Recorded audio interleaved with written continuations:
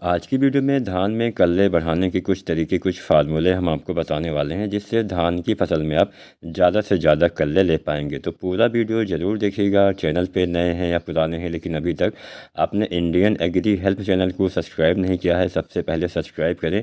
कोई भी सवाल या सुझाव हो तो नीचे कमेंट करें। अगर आपको मेरी वीडियो पसंद आती है तो प्लीज़ वीडियो को लाइक करें। पसंद नहीं आती है मेरी वीडियो तो हमें नीचे कमेंट के माध्यम से ये ज़रूर बताएं कि आपको हमारी वीडियो पसंद क्यों नहीं आती है। चैनल को सब्सक्राइब, वीडियो को लाइक और शेयर करें। तो चलिए वीडियो स्टार्ट करते हैं। जानते हैं धान में कल्ले बढ़ाने के फार्मूले कौन से हैं, तरीके कौन कौन से हैं।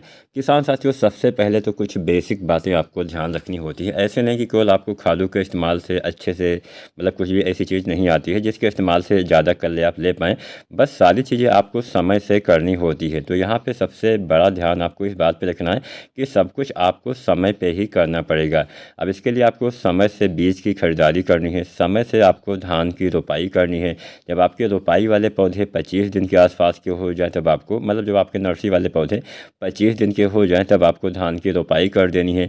समय से उचित मात्रा में खादों का इस्तेमाल करना है। अगर आपको नहीं पता है कि धान की रोपाई के समय कौन कौन सी खादों का इस्तेमाल करना है, कितना DAP डालें, कितना NPK, कई बार क्या होता है कि हमें DAP नहीं मिलती है तो हम NPK डालते हैं। और बहुत से लोग तो यहाँ पे गलती ये भी करते हैं कि मान लीजिए DAP नहीं मिलती है तो खादों का इस्तेमाल ही नहीं करते हैं। तो यह गलती आपको नहीं करनी है। बहुत से लोग 10 से 12 दिन के बाद खादों का इस्तेमाल करते हैं, तो ये गलती भी आपको नहीं करनी है। रोपाई के 48 से 72 घंटे के अंदर समस्त खादों का इस्तेमाल कर देना है, क्योंकि रोपाई के 3 दिन के अंदर आपके जो पौधे होते हैं मिट्टी से अपनी खुराक उठाने लगते हैं। मिट्टी में जो भी पोषक तत्व होता है उसको ग्रहण करने लगते हैं। जब मिट्टी में तत्व ही नहीं रहेगा तो पौधे का शुरुआती विकास उतना तेज़ी से नहीं हो पाता है, जिससे अच्छे कल्ले शुरुआत में नहीं आ पाते हैं। तो सबसे पहले तो आपको ध्यान यही रखना है कि समय से आपको खादों की खरीदारी भी कर लेनी है। ऐसा मैं नहीं बोल रहा हूँ कि आपको खादों को स्टोर करके रख लेना है, पर अपने आवश्यकता अनुसार ही खादों का आपको जो खरीदारी है वो करनी है। आपको अगर DAP नहीं मिलती है तो NPK आप डाल सकते हैं, 12-32-16 डाल सकते हैं, या फिर आप किसान साथियों आप SSP भी डाल सकते हैं। ऐसा नहीं कि बहुत सारे ऑप्शन होते हैं। अगर आपको नहीं पता है कि आपको कौन कौन सी खादों का इस्तेमाल रोपाई के समय कितनी मात्रा में करना चाहिए, इसके ऊपर हमने पहले से ही वीडियो बना दिया है।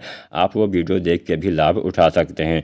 समय से अन्य चीज़ें भी करनी होती हैं, सिंचाई हो गया, खरपतवार नियंत्रण हो गया। ज़्यादा खरपतवार की वजह से भी कई बार कल्ले कम रह जाते हैं। तो ये कुछ बेसिक बातें होती हैं जिसका तो आपको ध्यान देना ही पड़ेगा। अगर आप इन बेसिक बातों पर ही ध्यान नहीं दे पाएंगे तो भले ही आप कुछ भी कर लें, उतना अच्छे से फ़ायदा आपको नहीं मिलने वाला है।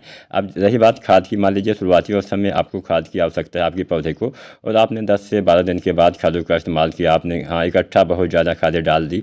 तो इकट्ठा कोई चीज़ अगर आप ज़्यादा डाल देते हैं तो उससे फ़ायदा कभी भी नहीं मिलता है। हमेशा समय से सब कुछ करना होता है।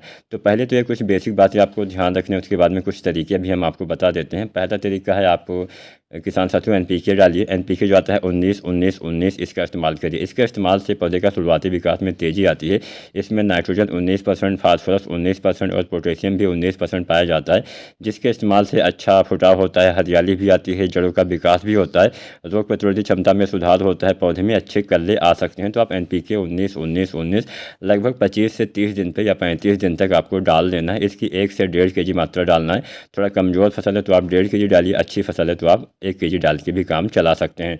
तो जब आप NPK 19-19-19 डालते हैं तो यहाँ पे किसान साथियों आप सागरिका लिक्विड भी डाल सकते हैं। दूसरा तरीका सागरिका लिक्विड वाला हो गया। सागरिका लिक्विड क्या करता है कि आपकी फसल में जो भी आपके तत्व होते हैं उसको आसानी से ग्रहण करने की क्षमता प्रदान करता है। पौधे भोजन काफ़ी अच्छे से, काफ़ी ज़्यादा मात्रा में बना पाते हैं, जिससे पौधे का शुरुआती विकास में तेज़ी आती है, जड़ों के विकास में खासकर तेज़ी आती है, जिससे अच्छे कल्ले आते हैं।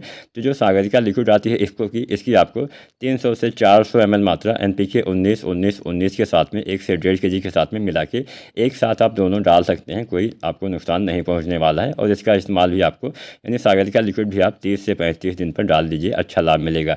अब यहाँ पे दूसरा आता है सागरिका दानेदार। आप चाहें तो इसका भी इस्तेमाल कर सकते हैं। दानेदार में 2 तरह से आता है, एक आता है सागरिका Z++, एक आता है सागरिका गोल्ड। जो भी आपको मिले, इसकी आपको 10 kg मात्रा रोपाई के समय जब आप DAP डालते हो, चाहे आप NPK चाहे आप SSP डालते हैं, उसी में मिला के आपको डाल देना है। कोई नुकसान भी नहीं होगा, फ़ायदा भी आपको अच्छा मिलेगा, अच्छे से आपके जड़ों का विकास भी होगा, कल्ले भी अच्छे आएंगे, अच्छा फुटाव होगा।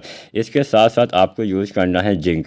अब यहाँ पे बहुत से लोग गलती ये करते हैं कि जिंक का इस्तेमाल रोपाई के समय ही कर देते हैं, जो खादें डालते हैं। कभी भी आपको रोपाई के समय जिंक का इस्तेमाल नहीं करना है, क्योंकि रोपाई के समय हम कोई किसी न किसी माध्यम से फास्फोरस वाली खाद का इस्तेमाल करते हैं, चाहे DAP डालें, चाहे NPK, चाहे कुछ भी डालें, उसमें तो फास्फोरस होता ही है। और फास्फोरस के किसी भी फॉर्मेट के साथ में, मतलब किसी भी फास्फोरस के साथ में आपको कभी भी जिंक का इस्तेमाल जो 33% या 21% वाली आती है, इसका नहीं करना होता है। तो यहाँ पे आपको रोपाई के लगभग 25 से 30 दिन पे आपको जिंक का इस्तेमाल करना चाहिए। तो यहाँ पे जिंक आपको 33% वाली 5 kg या फिर 21% वाली 8 kg डाल देना, साथ में 30 से 40 kg यूरिया मिला के डाल दीजिए, और साथ में जो 90% वाला सल्फ़र आता है, इसकी आपको 3 kg मात्रा डाल देनी है। तो यूरिया, सल्फ़र, जिंक, ये 3 चीज़ें आपको लगभग 25 से 30 दिन पे डाल देना है। अच्छे कल्ले आएंगे, बिना नाइट्रोजन की पूर्ति के भी वानस्पतिक विकास अच्छे से नहीं होता है। तो यूरिया भी अच्छे से काम करेगी, जिंक भी अच्छे से काम करेगा, सल्फ़र भी अच्छे से काम करेगा, और ज़्यादा और ढेर सारे कल्ले भी आप ले पाएंगे। वीडियो पसंद आई हो तो लाइक शेयर ज़रूर करें और चैनल को सब्सक्राइब करें।